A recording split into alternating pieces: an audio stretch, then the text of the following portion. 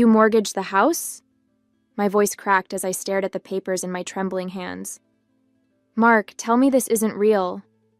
He didn't answer. Instead, he sat slumped on the couch, his head in his hands, like a child caught doing something unforgivable.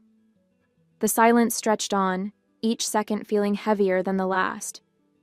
I clutched the documents tighter, my vision blurring as the words danced on the page. Line holder, First Capital Mortgage. Outstanding balance, $200,000. My name is Karen Bennett. I'm 42 years old, a nurse and a mom to two incredible kids, Mia and Dylan, who are 10 and 13. For most of my life, I've been the steady one, the rock, the person everyone else could lean on. My days start before sunrise, juggling school drop-offs, 12-hour hospital shifts, and the never-ending list of things to do when you're running a family. Mark and I have been married for 15 years, and though it hasn't always been easy, I thought we were in this together. We weren't perfect, but we had trust, or so I believed. I handled the day-to-day finances while Mark managed the bigger picture stuff like taxes and insurance. I never thought to question him, never imagined he could keep something like this from me. Until now. It all started when I found a letter buried under a pile of unopened mail. I'd been cleaning the kitchen after dinner, grumbling to myself about how Mark always seemed to let the paperwork pile up. I almost threw it away, assuming it was junk, but something about the envelope made me pause. The logo for First Capital Mortgage was embossed on the corner, and my stomach dropped as I ripped it open. The words hit me like a punch to the gut. Our home, the house we'd worked so hard to buy, the place where our kids grew up, was collateral for a loan I didn't know existed. At first, I thought it had to be a mistake. Mark would never do something like this. But as I combed through the details, the sinking feeling in my chest turned into a storm of dread. It wasn't a mistake. He'd done this, and he hadn't told me. By the time I confronted him, my mind was racing with questions. How could he keep this from me? How could he put our home, our kids' security, at risk? Mark barely looked at me as I waved the papers in front of him, demanding an explanation. It's not what you think, he mumbled finally, his voice barely audible. Then tell me what it is, I snapped. Because from where I'm standing, it looks like you mortgaged our house without telling me. Do you have any idea what this means, Mark? Do you even care? He let out a long, shaky breath before looking up at me. I didn't have a choice, Karen. I was in a tight spot. I froze. A tight spot? What kind of tight spot could possibly justify this? He hesitated, and in that moment, I knew. The late nights, the constant excuses about why he couldn't make it to Mia's soccer games or Dylan's school plays, it all clicked into place. My voice was barely above a whisper when I asked, "It's the gambling, isn't it?" Mark's silence was all the confirmation I needed. We'd been down this road before, years ago when Dylan was a baby. Mark had lost a chunk of his paycheck betting on college basketball games, and I'd caught him when our credit card bill was higher than usual. He swore it was a one-time mistake, that he'd never do it again. And I believed him, because that's what you do when you love someone. You believe them, even when you shouldn't. But this wasn't a credit card bill. This was our house, our lives. How much? I asked, my voice cold. Karen! How much, Mark? About 100,000, he admitted, his eyes fixed on the floor. I thought I could pay it back before it got this far. I just needed some time. $100,000. I felt like the air had been sucked out of the room. How could you do this? I whispered, tears stinging my eyes. How could you put us at risk like this? The kids, Mark. What happens to Mia and Dylan if we lose the house? He reached for me, but I stepped back, shaking my head. I didn't mean for it to go this far, he said. I swear I'm going to fix it. But I didn't believe him. Not this time. That night, I lay awake long after Mark had fallen asleep on the couch. My mind was spinning, my emotions a whirlwind of anger, fear, and betrayal. I thought about the kids, about how I'd have to shield them from this mess while figuring out how to keep our lives intact. I thought about the years I'd spent trusting Mark, the blind faith I'd placed in him, and how it had all led to this. By the time the sun started to rise, I'd made a decision. I couldn't wait for Mark to fix this. I had to take control, for my sake, and for the kids. The days after discovering the mortgage felt like living in a fog. Mark and I barely spoke, our conversations reduced to clipped exchanges about the kids or whose turn it was to take out the trash. Every time I looked at him, I felt a wave of anger and betrayal rise in my chest. How could the man I'd trusted with everything gamble away our future? The kids, thankfully, didn't seem to notice, at least not at first. Dylan was too preoccupied with his science project, and Mia was busy practicing for her upcoming soccer tournament. But I knew it was only a matter of time before they sensed something was wrong. Mark had always been the fun parent, the one who stayed up late playing video games with Dylan, or let Mia paint his nails during their spa nights. Lately, though, he'd been distant, distracted, and I could see the confusion starting to creep into their eyes. One evening, after putting the kids to bed, I finally broke the silence. "We can't keep doing this, Mark," I said, my voice low but firm. "The mortgage, the debts, the gambling, it's too much. You need help." He sighed, rubbing his face with his hands. "I told you, Karen. I'm handling it." "No," I snapped, slamming the dish towel onto the counter. "You're not. You've been handling it for months, and look where that's gotten us. If you were handling it, we wouldn't be on the brink of losing our home." His face twisted into a grimace. "What do you want me to do? Quit my job? Sell my car? I'm doing the best I can." "Your best isn't good enough," I shot back, my voice trembling with frustration. "Do you even understand what you've done? You didn't just put yourself at risk, you put all of us at risk. Me, the kids. Do you even care?" That last question seemed to strike a nerve. He stood there, jaw clenched, his hands balled into fists at his sides. But instead of answering, he turned and walked out of the room, leaving me alone with my thoughts. The next day I called Sarah. She didn't hesitate. "Come over," she said, her voice firm. "Now." Sarah's apartment was the polar opposite of my chaotic home, tidy, minimalist, and blissfully quiet. She handed me a cup of tea as I sank onto her couch, feeling the weight of the past few days pressing down on me. "Okay," she said, sitting across from me. "Tell me everything."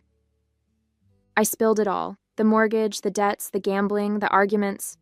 By the time I finished, my tea had gone cold, and Sarah was staring at me with a mix of disbelief and fury. That absolute idiot," she muttered, shaking her head. "Karen, you can't let him drag you down with him. You need to protect yourself and the kids." "How?" I asked, my voice cracking. "I don't even know where to start. I feel like I'm drowning." She leaned forward, her expression softening. "First things first, you need a lawyer, someone who can help you figure out what your options are. I know a woman, Jennifer Morales. She's fantastic. I'll give you her number." Meeting Jennifer felt like a lifeline. Her office was warm and inviting, with framed diplomas lining the walls and a faint scent of lavender in the air. She listened patiently as I explained the situation, nodding thoughtfully as I described the mortgage and Mark's gambling. "You're not the first person I've helped through something like this," she said when I finished. "And you won't be the last. The good news is, there are steps we can take to protect you and your children." "Like what?" I asked, clutching my bag tightly. "For starters," she said, "we can separate your finances from Mark's. That means opening your own bank account, redirecting your paychecks, and setting up a budget that doesn't rely on his income. We'll also look into the mortgage to see if there's any way to renegotiate the terms or delay foreclosure." Her words were practical, reassuring, and exactly what I needed to hear. For the first time in days, I felt a glimmer of hope. Back at home, I started making changes. I opened a new bank account and transferred my direct deposit, making sure Mark couldn't touch a single cent of my paycheck. I combed through our bills, highlighting the ones I could afford to cover on my own and setting up payment plans for the rest. It wasn't perfect, but it was a start. Meanwhile, the tension between Mark and me only grew. He was still insisting he could fix everything, that I was overreacting, but I wasn't buying it anymore. I'd spent years being the steady one, the peacemaker, the person who smoothed over his mistakes. Not this time. One night, as we sat in tense silence after another argument, he looked at me and said, "You're really going to do this, aren't you? You're going to cut me out." "I'm not cutting you out, Mark," I said, my voice calm but firm. "I'm protecting myself and the kids. Until you get help and start taking responsibility for what you've done, I can't rely on you. I won't." Despite everything, there were moments of doubt. I'd catch myself looking at old photos of us, back when things were good, and wonder if I was making the right decision. What if he really could fix things? What if this was just a rough patch and I was giving up too soon? But then I'd think about the mortgage, the debts, and the look in Mia's eyes when she asked why Dad seemed so sad all the time. I wasn't just doing this for me. I was doing it for them. For their future. The breaking point came on a rainy Tuesday afternoon. I was sitting in Jennifer's office reviewing the mortgage documents for the 100th time when my phone buzzed. It was a text from Mark. "We need to talk. I can fix this, but I need you to stop whatever it is you're doing with the lawyer. You're making things worse." I stared at the screen, my chest tightening with a familiar mix of anger and exhaustion. Worse? He was the one who had gambled away our future, and now he wanted to blame me for trying to clean up his mess? My hands trembled as I placed the phone face down on Jennifer's desk. "He's trying to manipulate you," Jennifer said calmly, her sharp eyes fixed on me. "Don't let him. We're close to getting this resolved." Resolved. The words sounded so simple, but the journey to get here had been anything but. Jennifer had discovered that Mark had taken out 2 additional loans against the house without my knowledge. Each one had higher interest rates than the last, and together they totaled over $240,000. The enormity of it made me feel physically ill, but Jennifer had assured me there was a path forward. "You have 2 options," she'd told me during our last meeting. "You can try to save the house by restructuring the loans, but that will require Mark's cooperation, and given his track record, that's risky. Or you can fight for sole financial control, which might mean selling the house and starting fresh." The thought of selling the house, my kids' home, was almost too much to bear. But the idea of staying tied to Mark's chaos was worse. A week later, we found ourselves sitting across from each other in a small, sterile room at the mediator's office. The tension was palpable, the air thick with unspoken accusations and barely restrained anger. Jennifer sat beside me, a calm but formidable presence, while Mark had brought a lawyer of his own, a man who looked as slick and untrustworthy as Mark's excuses. "This doesn't have to get ugly," Mark said, leaning forward in his chair. "We can work this out if you just stop trying to tear everything apart." "Tear everything apart?" I repeated, my voice trembling with disbelief. "You're the one who put us here, Mark. You lied to me, gambled away our money, and mortgaged the house without even telling me. And now you want me to just... What? Pretend it didn't happen?" "I made a mistake," he said, his tone defensive. "But I can fix it, if we just..." "No," I interrupted, my voice firm. "You can't fix this. Not this time. I've already spent too much of my life cleaning up after you, Mark. I'm done." His lawyer cleared his throat, shuffling through a stack of papers. "If I may," he began, "we believe that Mr. Bennett has a right to remain on the mortgage, and that his financial contributions..." "Contributions?" Jennifer cut in, her tone sharp. "Let's be clear. Mr. Bennett's contributions are what brought us here. My client has evidence that he took out these loans without her consent, violated the terms of their joint finances, and put their children's home at risk. If we're discussing rights, Mrs. Bennett has every right to protect herself and her family from further harm." Mark's lawyer faltered, his face reddening slightly. Mark, on the other hand, looked furious. "This is ridiculous," he muttered. "You're blowing this way out of proportion." I took a deep breath, forcing myself to meet his gaze. "No, Mark. What's ridiculous is what you've done to this family. You've lied to me, endangered our future, and refused to take responsibility. But I'm not going to let you drag me down with you anymore. I'm taking control of my life and the kids' lives, whether you like it or not." The mediator tried to diffuse the tension, steering the conversation toward practical solutions. In the end, it came down to one final decision: the house. Mark wanted to keep it, claiming it was for the kids. But I knew better. He wanted the house because it was an anchor, a symbol of control. Letting him keep it would mean staying tied to him, to his debts, and to the chaos he'd created. "I'm willing to sell the house," I said finally, my voice steady despite the lump in my throat. "It's the only way to move forward." Mark stared at me, his face a mask of shock and anger. "You're seriously going to sell the house? The kids' home? After everything?" "Yes," I said simply, "because what matters isn't the house. It's their future. And I won't let you jeopardize that anymore." The rest of the session passed in a blur of paperwork and legal jargon. By the time we left, I felt like I'd run a marathon. But as I stepped out of the building, the weight that had been pressing on my chest for weeks felt lighter. For the first time in years, I wasn't cleaning up after Mark's mistakes. I was building a future that didn't depend on him. The victory wasn't flashy. There was no dramatic applause, no triumphant music playing in the background. But it was mine. I'd secured sole financial control, negotiated the sale of the house to pay off the debts, and set up a trust for the kids with what was left over. It wasn't the ending I'd dreamed of, but it was a new beginning. And for that, I was grateful. The first night in the new apartment was bittersweet.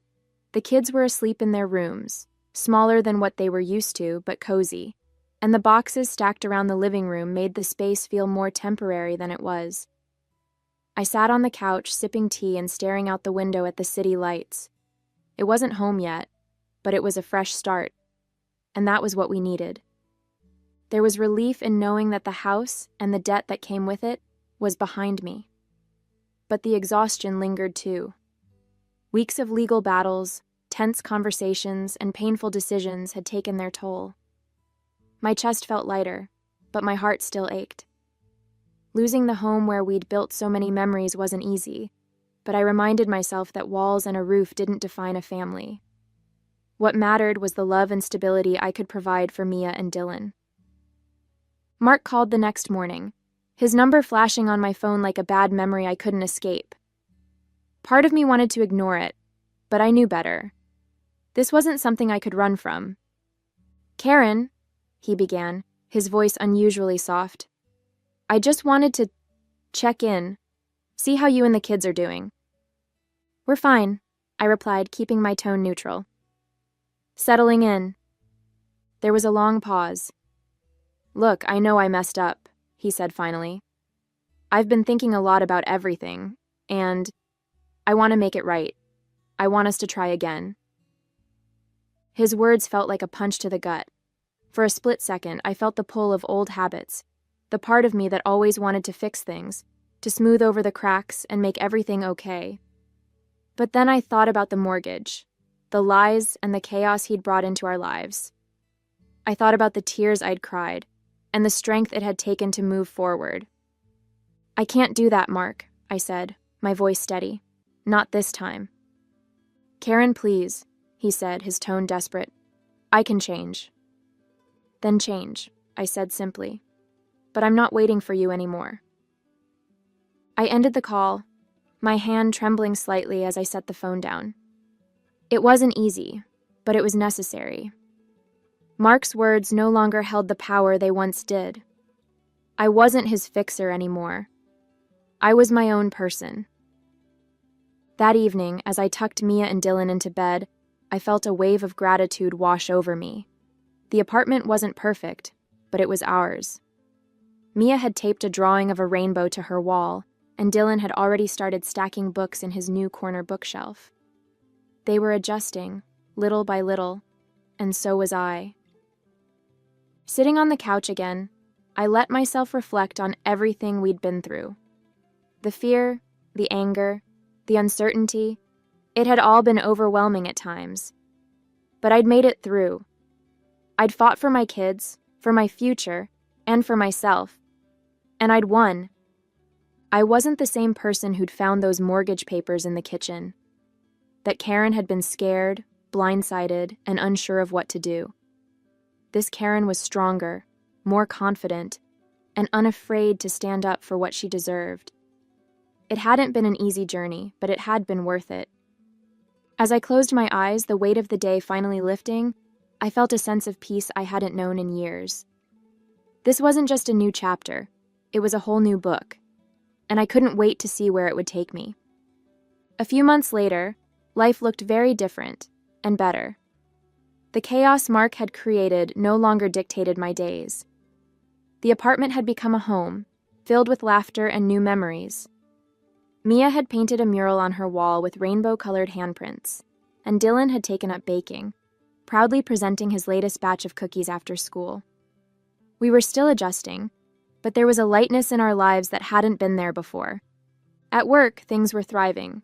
I'd taken on an extra certification program and joined a committee that focused on nurse advocacy. For years, I'd shied away from leadership roles, content to stay in the background, but something had shifted in me. I found myself speaking up more, sharing ideas, and pushing for changes that I knew would make a difference. My manager even hinted at a promotion, something I would have dismissed as impossible a year ago. Now it felt like a natural next step. The biggest change, though, was in how I saw myself. For years, I'd defined my worth by what I could do for others, how I could fix their problems or hold things together when they fell apart. Mark's betrayal had forced me to see that I couldn't always be the fixer. Sometimes, the most important thing I could do was protect myself and my kids, even if it meant letting go of things I'd once held on to so tightly. I was no longer afraid to set boundaries or say no. When Mark called again, asking to visit the kids, I told him we needed clear agreements in place first. "I'm happy to work with you," I told him, "but only if it's consistent and healthy for the kids." The old Karen might have wavered, but this Karen knew her worth. His response? A grumbled "fine" that I could tell annoyed him, but he didn't push back. That alone felt like a victory. One Saturday morning, Sarah came over with coffee and muffins, her version of a celebration. "To the new Karen," she said, raising her cup in a mock toast. "Look at you, living your best life." I laughed, shaking my head. It doesn't feel like my best life yet, but it feels solid, peaceful. "That's because you're finally putting yourself first," she said, giving me a pointed look. "About time, don't you think?" I smiled, the truth of her words sinking in. It was about time. For years, I'd let myself get lost in everyone else's needs and expectations. Now I was learning to trust myself, to advocate for what I wanted, and to believe that I deserved a good life, not just for my kids, but for me. That evening, as I sat on the balcony with a glass of wine, watching the sun dip below the horizon, I let myself feel proud. Proud of the battles I'd fought and the ones I'd chosen to walk away from. Proud of the life I was building. Not the life I'd planned, but one that felt honest and real. The road ahead wasn't perfect, and I knew there would be challenges. But finally, I felt ready for them. This was my life, reclaimed and rebuilt, and it was just getting started. Hey there! Did you like the story? If you did, don't forget to hit the like button and subscribe to the channel. It helps us a lot and makes sure you won't miss out on more great stories we share here. Thank you for watching, and we'll see you in the next one.